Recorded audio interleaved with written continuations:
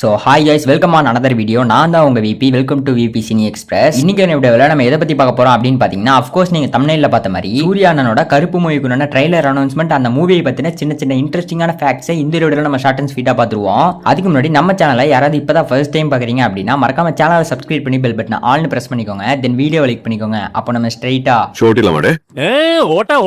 அதாவது கைஸ், நம்ம ஆர்ஜே பாலாஜி வந்து பாத்தீங்கன்னா இந்த ஒரு மூவிக்காக கிட்டத்தட்ட 2.5 வருஷத்தை செலவு பண்ணியிருக்காரு. அதாவது அவர் சைடு இருந்த வேற எந்த ஒரு ஒர்க்குமே பார்க்காம இந்த ஒரு ஸ்கிரிப்ட் அண்ட் ஸ்டோரிக்காக மட்டுமே 2.5 இயர்ஸ் செலவு பண்ணியிருக்காரு. அப்படி 2.5 வருஷம் செலவு பண்ணி ஒரு பிக்கெஸ்ட் ஸ்டார் வச்சு எடுக்கப்பட்ட மூவில இருந்து எந்த ஒரு அப்டேட்டுமே அவ்வளோக்கா வரதில்லை அப்படின்ட்டு ஃபேன்ஸ் எல்லாம் பயங்கரமான டிசப்பாயின்மெண்ட் ஆயிட்டாங்க. அது மட்டும் இல்லாம இந்த ஒரு மூவியே வரப்போறது இல்ல, ப்ரொடியூசர்லாம் இந்த மூவியை விட்டு வெளியே போயிட்டாங்க அப்படின்ற மாதிரி சில ரூமர்ஸ்லாம் வந்தது.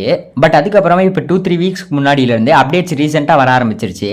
இந்த கருப்பு மூவி வந்து பாத்தீங்கன்னா லாஸ்ட் இயர் தீபாவளிக்கே ரிலீஸ் பண்றதா தான் இவங்களோட ஐடியா இருந்தது.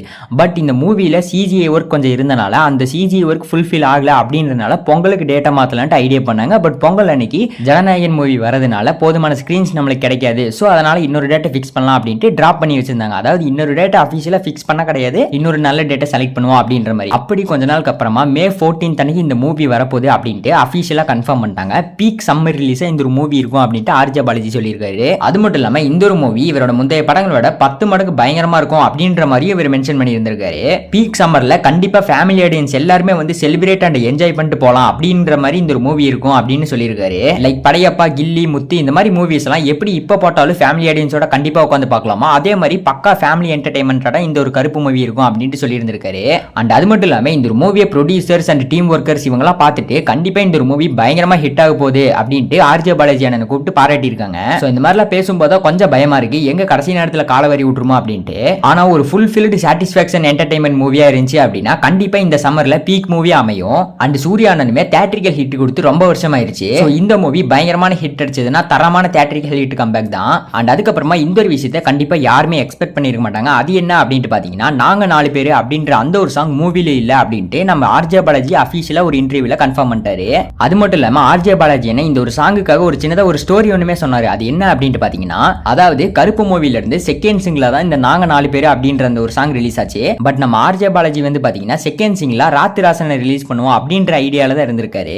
பட் அவங்க டீம்ல இருந்த மெம்பர்ஸ் தான் ராத்திராசன் வேணாம், நாங்க 4 பேரை செகண்ட் சிங்கிளா ரிலீஸ் பண்ணுங்க, கண்டிப்பா ஃபேன்ஸ் மத்தியில பயங்கரமான ரெஸ்பான்ஸ் இருக்கும் அப்படின்ற மாதிரி சொல்லியிருந்தாங்க. சரின்ட்டு நம்ம ஆர்ஜே பாலாஜி அண்ணன் என்ன பண்ணிட்டாரு பாத்தீங்கன்னா, சரி ஓகே யங்ஸ்டர்ஸ் சொல்றாங்க, கண்டிப்பா இவங்க சொல்றதுல விஷயம் இருக்கும் அப்படின்ற மாதிரி எடுத்துக்கிட்டு நாங்க 4 பேர் சாங்க ரிலீஸ் பண்ணிட்டாங்க. பட் அப்படி இந்த ஒரு சாங்க செகண்ட் சிங்கிளா ரிலீஸ் பண்ணவும் பயங்கரமான அடி அடிச்சாங்க. அதாவது பக்கா ட்ரோல் மெட்டீரியல் சாங்காவே ஆயிருச்சு. என்னடா சூர்யா படத்துல இப்படி ஒரு பாட்டா அப்படின்ற மாதிரி ஆயிருச்சு. ஃபேன்ஸ் மத்தியில பயங்கரமான டிசப்பாயின்மெண்ட் இருந்தது. ஒரு சில பேருக்கு பிடிச்சிருந்தது, பட் அதிகபட்சமா இந்த ஒரு பாட்டை பிடிக்காதவங்க தான் இருந்தாங்க. இதனால ஆர்ஜே பாலாஜி அண்ணனும் அண்ட் சாய் பியங்கரும் 2 பேரும் மனசளவுல பாதிக்கப்பட்டாங்க அப்படின்ட்டு இவரே இவரோட இன்டர்வியூல இப்ப மென்ஷன் பண்ணியிருந்தாரு. பட் எந்த ஒரு காரணத்தினால இந்த நாங்க 4 பேர் சாங்க படத்துல இருந்து தூக்குனாங்க அப்படின்ட்டு தெரியல. மேபி எங்க பிளேஸ் பண்றது அப்படின்ற மாதிரி ஐடியால கூட தூக்கி இருக்கலாம். இல்ல அப்படின்னா இந்த ஒரு சாங் இப்படி ட்ரோல் பண்ணனால கூட இந்த ஒரு பாட்டே வேணாம் அப்படின்ட்டு தூக்கி இருப்பாங்க. அடுத்ததான் இந்த மூவியை பத்தின ஆடியோ லான்ச் அப்டேட் என்ன அப்படின்ட்டு பாத்தீங்கன்னா, இந்த ஒரு மூவிக்கு ஆடியோ லான்ச் எங்க நடக்குது அப்படின்னா மதுரையில நடக்க இருக்கிறதா இவரே அபிஷியலா கன்ஃபார்ம் பண்ணிட்டாரு. ஆனா டேட் என்ன அப்படின்ட்டு கன்ஃபார்மா தெரியல. ஆனா அடுத்த 2 வாரத்துக்குள்ள ஆடியோ லான்ச் நடக்க இருக்கிறதா தான் நம்மளுக்கு அப்டேட் கிடைச்சிருக்கு. மேபி ஆடியோ லான்ச் நடக்கிற அதே நாள்ல ட்ரெய்லரும் ரிலீஸ் பண்ண ஏகப்பட்ட வாய்ப்பு இருக்கு. நம்ம பொறுத்திருந்து பார்ப்போம் गाइस, ஈகரா வெயிட் பண்ணுவோம். ட்ரெய்லர் எப்போ வரும் அண்ட் டேட் அண்ட் டைம்லாம் எப்போ சொல்லுவாங்க அப்படின்ட்டு வெயிட் பண்ணி பார்ப்போம். உங்களுக்கு சூர்யா அண்ணனை பிடிக்கும் அண்ட் மூவிக்கெல்லாம் யார் யார் பயங்கரமா வெயிட் பண்றீங்களோ அவங்களாம் மறக்காம கமெண்ட் செக்ஷன்ல உங்க தாட்ட கமெண்ட் பண்ணிக்கோங்க. வீடியோ லைக் பண்ணிக்கோங்க. Follow for more cinema update guys. இன்னொரு நல்ல வீடியோல உங்களை வந்து பார்க்குறேன். பாய்.